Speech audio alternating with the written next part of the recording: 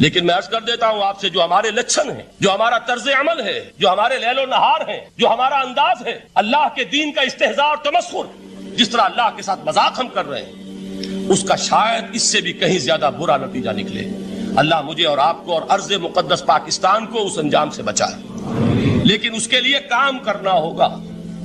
صرف کہنے سے بات نہیں بنے گی، کمر کسنی ہوگی، ہمت جو ہے پھر انسان کو اثر نو، ایک نئی تعمیر، ایک عزم، ایک ہاتھ میں قرآن اور ایک میں تلوار لے کر یہ امت پھر دوبارہ میدان میں آئے۔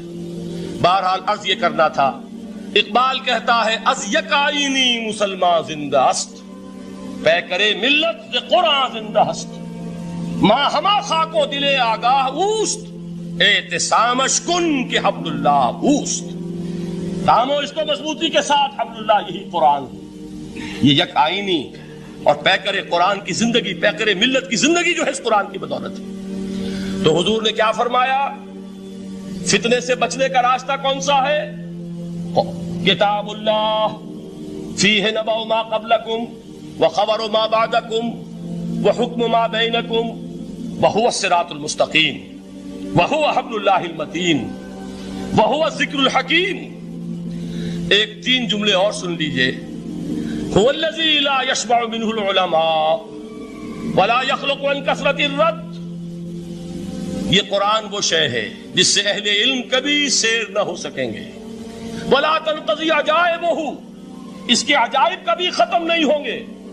یہ ہیروں کی وہ کان نہیں ہے کہ جو کبھی خالی ہو جائے کہ سارے ہیرے نکل چکے ہیں، اب مزید ہیرے نہیں ہیں، نہیں، علم اور حکمت کے ہیرے اور ہدایت اور حکمت کے موتی اس میں سے ابد الآباد تک نکلتے رہیں گے۔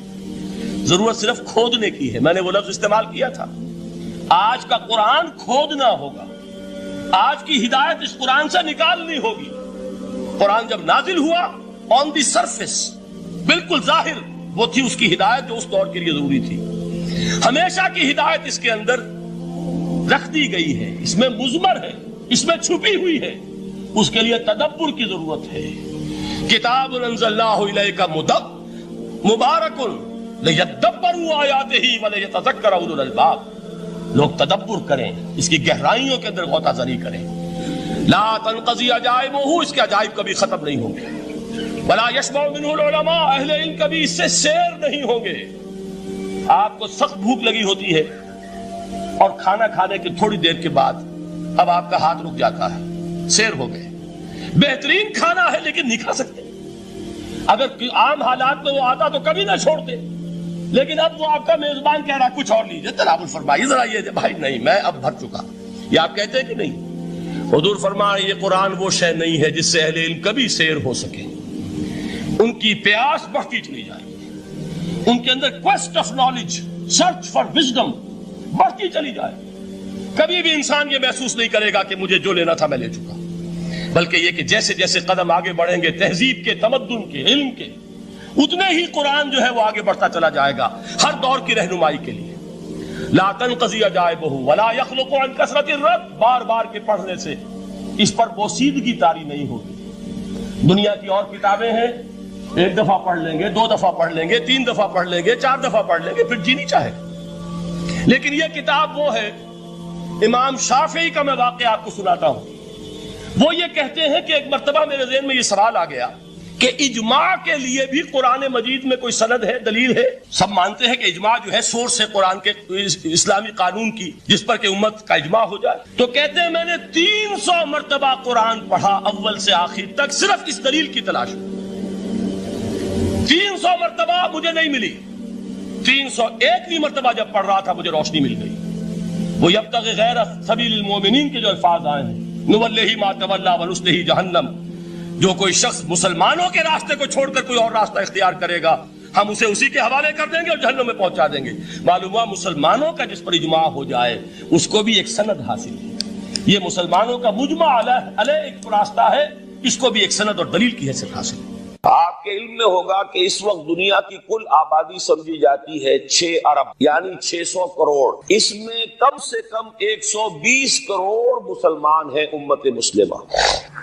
گویا کہ ہر 5واں انسان جو ہے دنیا میں وہ حضور صلی اللہ علیہ وسلم کا کلمہ پڑھتا ہے، اتنی بڑی تعداد، اس کے ساتھ ہی کتنا بڑا علاقہ جو ہے اس زمین کا وہ اللہ تعالیٰ نے اس امت کے قدموں تلے رکھا ہے۔ اگر آپ نے نقشہ دیکھا ہو دنیا کا تو آپ کو معلوم ہونا چاہیے کہ شمال میں جو بہت بڑا یہ نظر آتا ہے سائبیریا، روس کا علاقہ، یہ سب غیر آباد ہے۔ اس طرح شمالی امریکہ میں بھی کینیڈا سے اوپر بڑے بڑے آپ کو بر اعظم سے نظر آئیں گے، یہ سب غیر آباد۔ جو آباد علاقہ ہے دنیا کا اور جو زرخیز علاقہ ہے دنیا کا، اس کا کتنا بڑا حصہ ہے کہ جو امت محمد صلی اللہ علیہ وسلم کے قدموں تلے۔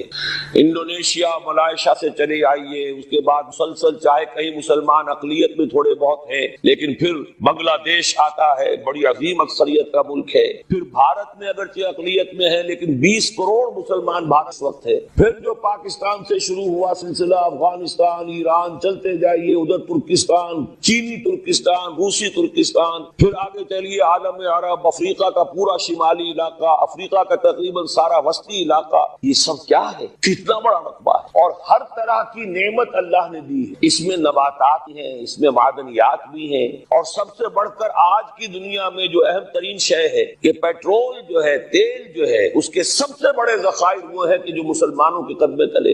اتنی تعداد میں ہونے کے باوجود، اتنے وسائل کے پر بظاہر قابض ہونے کے باوجود، سوال یہ ہے کہ کیا آج دنیا میں امت مسلمہ کو عزت حاصل یا یہ ذلیل ہے؟ اسے غلبہ حاصل ہے یا مغلوب ہے؟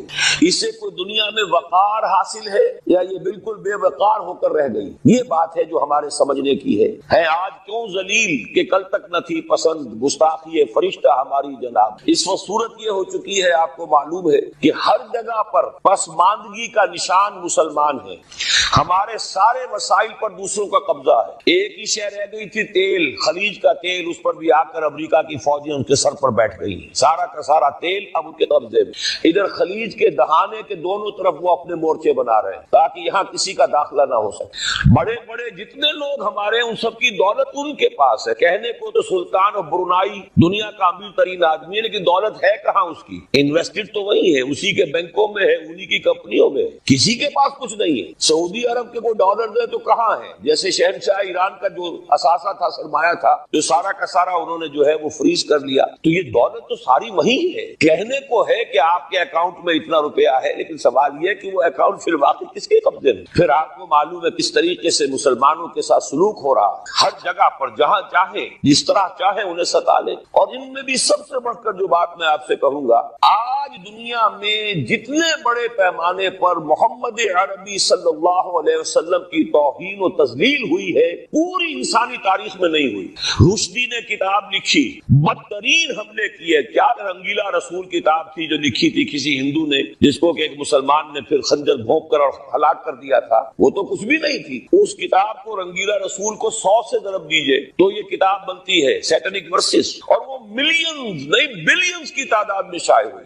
اس کے خلاف احتجاج اگر کسی نے کیا ہے تو ان کے اوپر جوتے پڑے ہیں، ان پر ڈنڈے پڑے، پوری مغربی دنیا اس کے پیچھے آ گئی ہے، سپورٹ کیا ہے۔ لے دے کے ایک ملک نکلا ایران، اس نے کم سے کم یہ کہ اس کے قتل کا فتویٰ تو دیا، لیکن کیا کرے، قتل کرنے کی تو نوبت نہیں آئی۔ پورا عالم عیسائیت اس کی پشت پناہ ہے، اس کی مدد کر رہا ہے۔ یہ اتنی بڑی توہین محمد رسول اللہ صلی اللہ علیہ وسلم کی اور آپ کی ازواج مطہرات، اور یہ بظاہر ایک ایسے شخص کے ہاتھوں جس کا نام مسلمانوں کا سا ہے، اس کا اتنا بڑے پیمانے پر ہونا، اور پھر یہ کہ مسلمان 120 کروڑ ہونے کے باوجود کچھ نہیں۔ میں وہ چیزیں نہیں گنوانا چاہتا کہ 15 لاکھ جو ہے وہ ہمارے افغان بھائی جو ہیں انہوں نے جانے دی، فائدہ کس کو پہنچا تھا؟ حال امریکہ کو، کہ اس کی جو مد مقابل قوت تھی USSR وہ ختم ہو گئی۔ اسی طریقے سے جو کچھ کشمیر میں ہو رہا ہے، ہماری بے حمیتی، بے غیرتی کا عالم یہ ہے، ہم کچھ اندر خانے تھوڑی بہت کو مدد کر کے سمجھتے ہیں کہ ہم نے فرض ادا کر دیا، جبکہ فرض تو یہ ہونا چاہیے تھا کہ ہم براہ راست اعلان کرتے اور انڈیا کو الٹیمیٹم دیتے،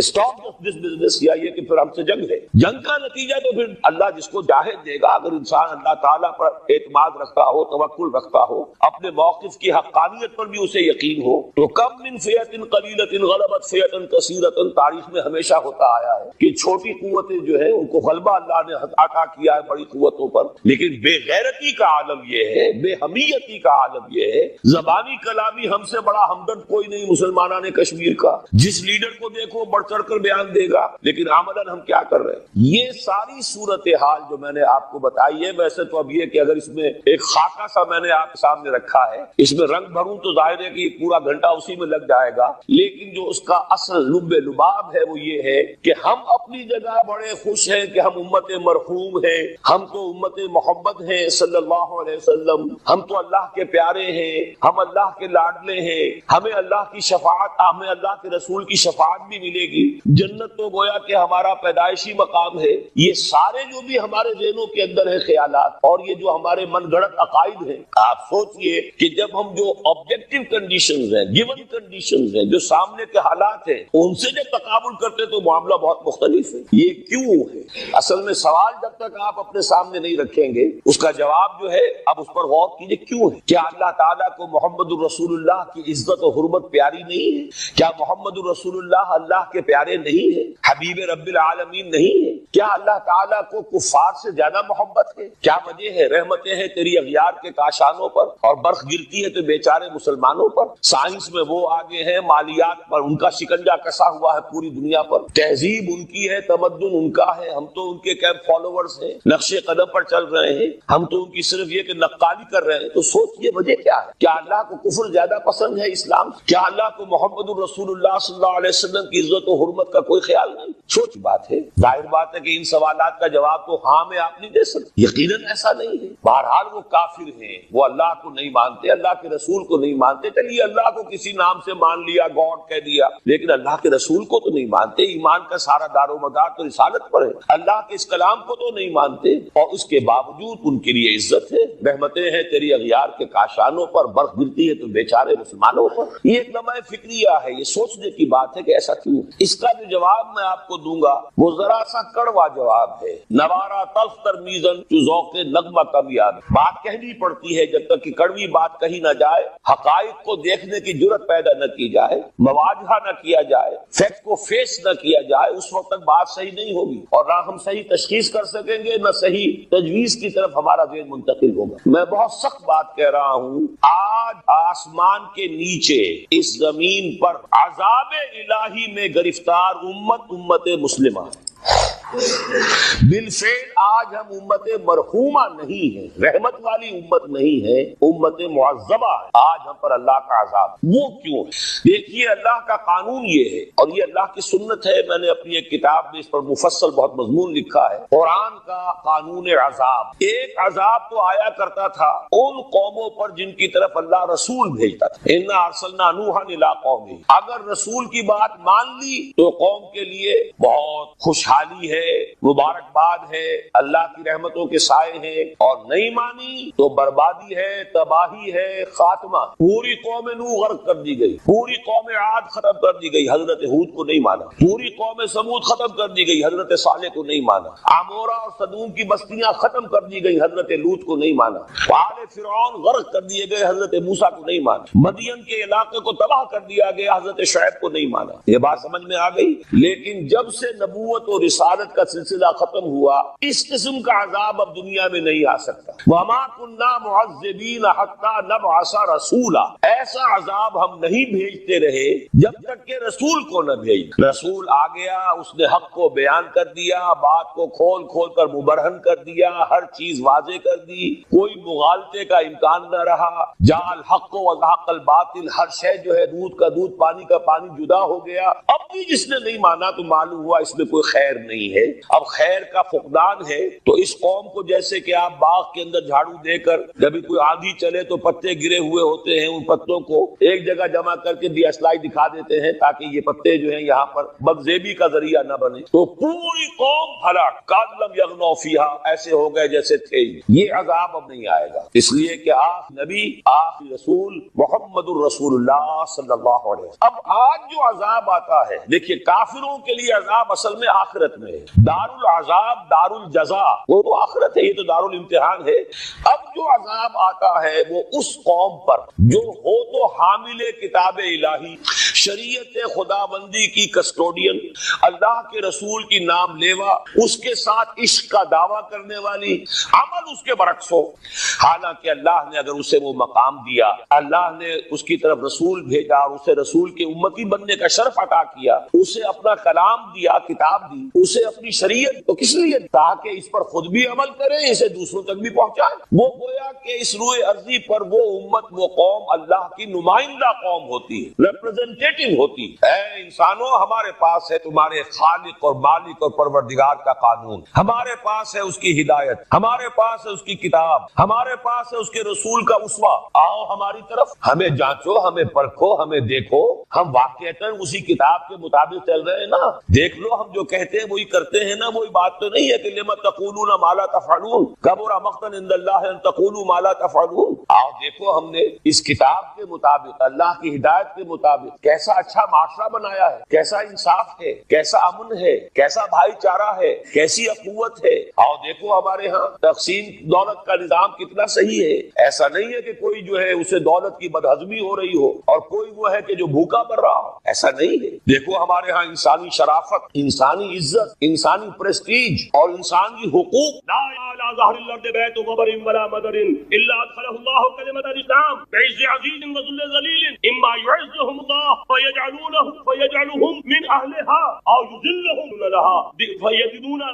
ये है हदीस अहमद इब्न हंबल। और हजरत मिक़दाद फरमाते थे, मैंने कहा अच्छा तब तो हो जाएगी वही बात, दीन कुल का कुल अल्लाह के लिए हो जाएगा। हदीस का तर्जुमा ये है कि हज़रत हुजूर ने फरमाया, रूए कोई ईंट गारे का बना हुआ घर रहेगा, ना कोई उनके बालों के बने हुए कमलों का खेमा रहेगा जिसमें अल्लाह ताला कलमा इस्लाम को दाखिल न कर। लेकिन ये दाखिला कैसे हो? बेइज्जत अज़ीज़िन व ज़ुल्ल ज़लीलिन, या साहिब इज्जत के एजाज या मगलूब की मगलूबियत, यानी या तो अल्लाह ताला उनका एजाज फरमाएगा और वो कलमा इस्लाम के खुद कायल हो जाए। जब घर वाला खेमे वाला इस्लाम ले आएगा तो इस्लाम उसके घर में दाखिल होगा, उसको भी इज्जत। वलिल्लाहि इज्जतु व लिरसूलिही व लिलमुमिनीन, इज्जत तो हक है अल्लाह का, उसके रसूल का और अहले ईमान। और अगर वो इस्लाम नहीं करेगा तो युजियत यदिन वहुम सागिरून, छोटे होकर रहना पड़ेगा, जिया देना होगा। इस्लाम की बाला दस्तूर। बताइए इसके बाद कोई शक है? ये है आखिरी नक्शा। ये अल्लाह फरमा रहे हैं, वल्लाहु मुतिम्मु नूरिही व या वल्लाहु इल्ला युतिम्मा नूरहु लियुज़हिरहु अला दीनिही वलौ करिहल। ये अल्लाह का फैसला। उधर युरीदुना लियुफ़िऊ है, ये जमीनी नक्शा है। अब शक्ल क्या है? अब मैं आपसे अर्ज कर दूं कि इन दोनों के माबैन जो खला, कोई शख्स यकीन कैसे कह सकता कि अब हालात का क्या रुख होगा। इसलिए जाहिर से कुरान मजीद में मुस्तकबिल के बारे में खुद हुजूर से कहवाया, वही नदरी अक़रीब अम बईद मा तुअदून। लोगों, मुझे मालूम नहीं है कि बात तुम्हें खबर दी जा रही है वो करीब आ चुका है या है। वही नदरी लअल्लहु फितनतुल लकुम व मताउन इलाही, और मैं नहीं जानता, हो सकता है अल्लाह कुछ और मोहलत दे दे तुम्हें और कुछ और आजमाइश जो है उसके तुम्हारे लिए कोई और मोहलत अता फरमाए। तो मैं भी इसी दावे से नहीं कह रहा, लेकिन दो इम्कान नंबर एक, अभी आलम इस्लाम का एक सॉलिड ब्लॉक है जो यहूदी वर्ल्ड ऑर्डर की निगाहों में खटले यज़दा में कांटे। अगर जो उनकी स्ट्रेटेजी क्या है, एक एक करके इनके हिस्से भरे करके दिया पांचा। अभी वो ब्लॉक कौन सा? ईरान है, अफगानिस्तान है, पाकिस्तान है और रूसी तुर्किस्तान से आजाद होने वाली जो रियासतें हैं, ये एक सॉलिड, ये आजमी मुसलमान है, अरबी नहीं अरबी गए, ये नोट कर। इसलिए कि अरबों को अल्लाह ने फजीलत दी, मोहम्मद उनमें से थे सल्लल्लाहु अलैहि वसल्लम, ये रुपए बुलंद बिराज को मिल गया। लेकिन साथ ही अल्लाह ने धमकी भी दे दी थी सूरह मोहम्मद में, इन ततवल्लाउ यस्तब्दिल कौमन गैरकुम, अगर तुम पीठ दिखा दोगे उस मिशन को जो हमने तुम्हारे हवाले किया है, तुम्हें हटाएंगे, किसी और को ले आए। और ये बात होती है 13वीं सदी ईस्वी में, 1258 जब सुकूत बगदाद हुआ है, अरबों के हाथ से आलम इस्लाम की क़यादत छीन ली। उसके बाद क़यादत किनके हाथों में आई? तुर्कों के हाथ। तुर्कान तैमूरी, तुर्कान सफवी ईरान में, तुर्कान सल्जूकी मिडल में, और तुर्कान उस्मानी का तो कहना ही क्या है, वो एशिया माइनर से चलकर आपको मालूम है मशरकी यूरोप का बड़ा इलाका। इस सदी के आगाज तक कायम, इस सदी में अजीब अजीब मौजज़े हुए हैं। ग्रेट खानपार जो 3 बर्रे आज़मों पर मुहित, नामो निशान खत्म। द ग्रेट सार, नामो निशान खत्म। अब तो रूस साहब एक मुल्क की ऐसे रह गए। ये इस सदी में दो और वक्त नहीं है, मैं और आपको क्या बताऊं। इस सदी में तो बड़े बड़े अजीब आजूबे हुए, बड़ी बड़ी 2 अजीम जंगें होती है, तीसरी जो है सर पर खड़ी है, नहीं है, जिसको हदीस में कहा गया है अल मलहमतुल उज़्मा, तारीख़ इंसानी की अजीम तरीका। और वही सलीबी जंग जिसका आगाज بوسنیا سے ہو. بہرحال اس وقت جو میں کہہ رہا تھا، ورنہ میرے پاس تو یعنی یہ درد دل کہنے کے لیے وقت نہیں ہے، مجھے اپنی بات کو محدود کرنا پڑ رہا ہے. لیکن میں اب آ رہا ہوں موضوع کی طرف کہ ایک حال تو یہ ہے کہ اس بلاک میں اسلام کا احیاء ہو، اور اس کے عیدیں بھی ہیں احاد سے نبی. وہ تو آپ نے سنا ہوگا اقبال کا شعر، میرے عرب کو آئی ٹھنڈی ہوا جہاں سے، میرا وطن وہی ہے، میرا وطن وہی. حدیث میں آتا ہے یخناس من المشرق یؤتی مہدی، یعنی مشرق سے فوجیں ملیں گی، یہ جو کہ مہدی کی حکومت. یہ مہدی اہل تشیع کے مہدی اور ہیں، ہمارے مہدی اور. اہل تشیع کے مطابق کے بعد میں امام فوش ہو گئے، وہ مہدی ہے، وہ ظاہر ہو جائیں گے. اب امام غائب ہے، پھر وہ ظاہر. ہمارے یہ مہدی پیدا ہوں گے یا ہو چکے ہو، اور یہ ہوں گے حضرت فاطمہ کی نسل سے رضی اللہ تعالی عنہا. لیکن عالم عرب در پھر ایک طاقت بند بھریں گے، بعض قوتوں کے خلاف جہاد کریں. لیکن کو مدد آئے گی دو طرف، ایک زمینی مدد آئے گی مشرق سے، ایک آسمانی مدد آئے گی. عیسیٰ ابن نزول حضرت مسیح علیہ السلام جو زندہ پر اٹھائے گئے تھے نازل ہوں گے، اور در حقیقت ان دو مدد کے پھر یہود کا قلعہ خما ہوگا، اور یہی گریٹر اسرائیل ان کا گریو یارڈ رہے گا، عظیم تر قبرستان رہے گا. اس کی بڑی واضح سے موجود ہے، اس کی بڑی تفصیلی خبریں ہیں یہ احادیث کی کتب کے اندر. بدقسمتی سے ہماری طرف توجہ نہیں. ایک تو یہ ہو سکتا ہے. اسی طریقے سے ایک اور حدیث ہے، یخرجو من خراسان رایات، اور یہ مسلم شریف کی روایت ہے، نوٹ کیجیے گا، نہیں ترمذی شریف کی روایت. یخرجو من خراسان رایات لا يرجوها شيء حتى سبب ایلیا. اور خراسان کے زمانے میں آج کے افغانستان، یہ افغانستان میں جو جہاد ہوا ہے، غلطیاں ہوئی ہیں اور غلطیوں کا خمیازہ بھگت رہے. یہ تو اللہ تعالیٰ کی سنت ہے جس میں اللہ نے صحابہ کو بھی ایک دم غلطی کی سزا دی ہے. بیت صاحب احد میں ہوئی، جہاں سے حکم تھا کہ مت ہٹنا، 50 میں سے 35 ہٹ گئے. نتیجہ کیا؟ فتح. اللہ تعالیٰ نے فرمایا وَلَقَدْ صَدَقَكُمُ اللَّهُ وَعْدَهُ إِذْ تَحُسُّونَهُم بِإِذْنِهِ حَتَّىٰ إِذَا فَشِلْتُمْ وَتَنَازَعْتُمْ فِي الْأَمْرِ وَعَصَيْتُم بَعْدَ مَا أَرَاكُم مَّا تُحِبُّونَ. مسلمانوں ہم سے گلہ نہیں کرتے، ہم نے اپنا وعدہ سچا کھا دیا تھا، جبکہ تم انہیں گاجر مولی کی طرح کاٹ رہے. لیکن جب تم ڈھیلے گئے، تم نے صف کو توڑا، تم نے اختلاف کیا. تو اگر صحابہ کرام رضوان اللہ تعالیٰ علیہم اجمعین خیر الناس بعد الانبیاء، پوری نوع انسانی کے اندر انبیاء کے بعد بلند ترین، اگر ان کی بھی غلطی کا خمیازہ جو ہے اللہ نے کھایا، کیوں چکھایا؟ آئندہ کے لیے سبق ہو جائے. یہ وَلَيُمَحِّصَ مَا فِيكُمْ، تاکہ تمہارے دلوں کے اندر اگر کہیں کوئی کھوٹ ہے. اور اس لیے بہرحال غلطیاں ہوئی ہیں افغانستان. ایک ساتھ بیعت، بلکہ بدقسمتی اور یہ ہے بیعت کر کے تو عبدالرسول سیاف صاحب کے ہاتھ پر ہمارے پاکستان کے 7 گروپ جو تھے، انہوں نے حرم میں بیٹھ کر بیعت اور پاک سزا آپس کی خانہ جنگی یوں ہی نہیں ہو رہی. کوئی سبق لہذا آزاد ملے گی، لیکن خون یہاں پر خلوص کے ساتھ دیا گیا ہے، اس کی مقدار نہیں ہے. یہاں سے خیر برآمد ہوگا. اور دوسری بات کے بارے میں کر لیجئے، یہ پاکستان بچا کیا Pakistan, what remains of Pakistan اصل میں ہے کیا؟ مولانا بہت خوبصورت انداز میں فرما رہے تھے 113 نہیں تھے اسلام کا نوٹ، یہ پاکستان نہیں ہے، 4 صدیوں کی تجدیدی مساعی کا حق. آپ نے کبھی نوٹ کیا؟ ختم نبوت کے بعد اب سب سے اونچا منصب کا ہے مجددین. یا بنی اسرائیل اذکروا نعمتی التی انعمت علیکم واوفوا بعہدی اوف بعہدکم وایای فارہبون. بنی اسرائیل، چونکہ یہ لفظ پہلی مرتبہ قرآن مجید میں آ رہا ہے تو یہاں تھوڑی سی وضاحت کرنی ہوگی. ابن جو عربی میں بیٹے کے لیے آتا ہے ابن، اس میں جو شروع کا حمزہ ہے یہ در حقیقت اضافی ہے. اصل لفظ جو ہے بے نون پر مشتمل ہے، اسی لیے اس کی جمع سالم آتی ہے بنون. قرآن مجید میں المال والبنون زینت الحیات الدنیا، تو یہ جو اس کی جمع سالم ہے وہ در حقیقت بنون ہے. اور پھر اس کی حالت نسبی اور حالت جری بنین ہوگا، اور جب یہ مضاف بن جائے گا تو اس کا وہ نون گر جائے گا. تو اے بنی اسرائیل، اے اسرائیل کی اولاد. لفظی ترجمہ ہوگا اے اسرائیل کے بیٹوں، لیکن یہ کہ مراد اولاد ہے. اس میں برسبیل تغلیب اگرچہ خطاب مردوں سے ہو رہا ہے جیسے کہ قرآن مجید میں اکثر و بیشتر ہے، لیکن یہ کہ اس میں خواتین بھی شامل ہیں. تو یا بنی اسرائیل، اے اسرائیل کے بیٹوں. اسرائیل سے مراد کیا ہے؟ اس پر اتفاق ہے، اجماع ہے. حضرت یعقوب کا یہ لقب ہے. البتہ یہ لفظ بنا ہے اسر اور ایل دو سے مل کر. ایل کا لفظ جو ہے وہ عبرانی زبان میں الہ کے لیے، الہ اور ایل ویسے بھی قریب قریب ہے. اسی لیے تمام فرشتوں کے نام جبرائیل، میکائیل، اسرائیل، یہ تمام الفاظ کے ساتھ جو ایل آتا ہے یہ در حق اسماعیل بھی سما اور ایل، چونکہ حضرت ابراہیم علیہ السلام نے نے دعا کی تھی پروردگار بیٹا عطا فرما، اس اعتبار سے جب اللہ تعالیٰ نے بیٹا عطا فرمایا تو اسماعیل نام رکھا، یعنی اللہ نے سن لیا۔ جیسے ہمارے ہاں دیہات میں یہ خاص طور پر جانگلی علاقہ جو کہلاتا ہے، اللہ ڈوایا، اللہ سنیا، یعنی یہ اللہ نے جس کے بارے میں ہماری دعا سنی اور ہماری استدعا کو قبول فرمایا، تو یہ گویا کہ اسماعیل کے معنی یہ ہے۔ تو اسرائیل جو ہے اسر اور ایل سے مل کر بنا ہے۔ عبرانی اور عربی زبان کے بارے میں یہ اختلاف ہے، ایک رائے تو یہ ہے کہ ماں بیٹی کا رشتہ ہے، عربی زبان عبرانی سے نکلی ہوئی، لیکن زیادہ اکثر محققین کی رائے یہ ہے کہ یہ دونوں بہنیں ہیں، کوئی اور کامن زبان تھی سیمیٹک لینگویج ابتدائی، جس سے کہ یہ دونوں زبانیں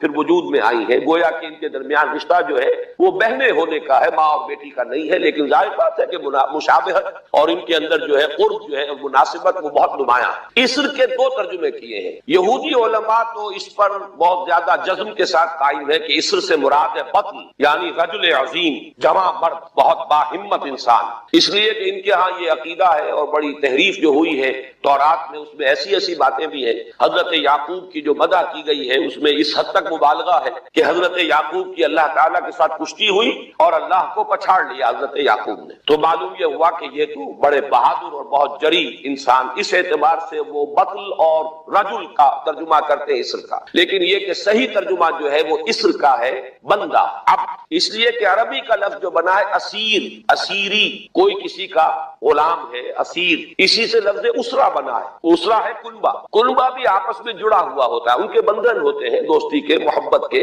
اخوت کے، تو اسی طریقے سے یہ اسر کا لفظ آتا ہے کسی بندھن کے لیے۔ اسیر جو ہے پچھلے زمانے میں جبکہ جیلوں کا رواج نہیں تھا، تو اگر کسی شخص کے ذمے کسی کی کوئی رقم ہوتی تھی دینی تو اس شخص کو اس کے حوالے کر دیتے تھے، وہ اس کا ذاتی قیدی ہوتا تھا، ذاتی اسیر، اس کی تحویل میں رہتا تھا، جب تک کہ اس کے اعزاء اقارب آ کر وہ رقم ادا نہ کر دے وہ شخص اس کی تحویل میں رہتا تھا، وہ اس کا اسیر ہوتا تھا۔ اس اعتبار سے غلام کے معنی میں یہ لفظ جو ہے مستعمل ہے، تو اسرائیل کا ترجمہ ہوگا عبداللہ۔ آدم تو میں عرض کر رہا تھا کہ اسرائیل کا ترجمہ ہوا عبداللہ، گویا کہ اب تک ہم نے یا بنی اسرائیل کا ترجمہ کیا اے اللہ کے بندے کی اولاد، مراد ہے حضرت یعقوب علیہ السلام۔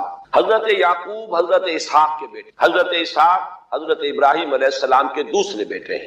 حضرت ابراہیم کو پہلا بیٹا اللہ نے عطا فرمایا اسماعیل، اسی لیے میں عرض کر چکا ہوں سما اور ایل سے مل کر بنا ہے۔ جو دعا کی تھی انہوں نے، اس دعا کا پہلا جواب جو ملا ہے اللہ تعالیٰ کی طرف سے، اس کی مقبولیت کا جو ظہور ہوا وہ حضرت اسماعیل کی شکل۔ پھر یہ کہ حضرت سارہ کو بھی اللہ تعالیٰ نے اولاد دی اور حضرت اسحاق پیدا ہوا۔ اس وقت یہ جو بشارت دی گئی ہے قرآن مجید میں متعدد مقامات پر آگے چل کر آئے گا کہ حضرت سارہ کے ہاں بھی اولاد کی جو بشارت حضرت ابراہیم علیہ السلام کو فرشتے دینے آئے تھے، اسی میں یہ بھی تھا کہ نہ صرف یہ کہ تمہیں ایک بیٹا عطا ہوگا بلکہ اس کے بعد پوتا بھی عطا ہوگا، گویا کہ ایک بہت جلیل قدر پوتا۔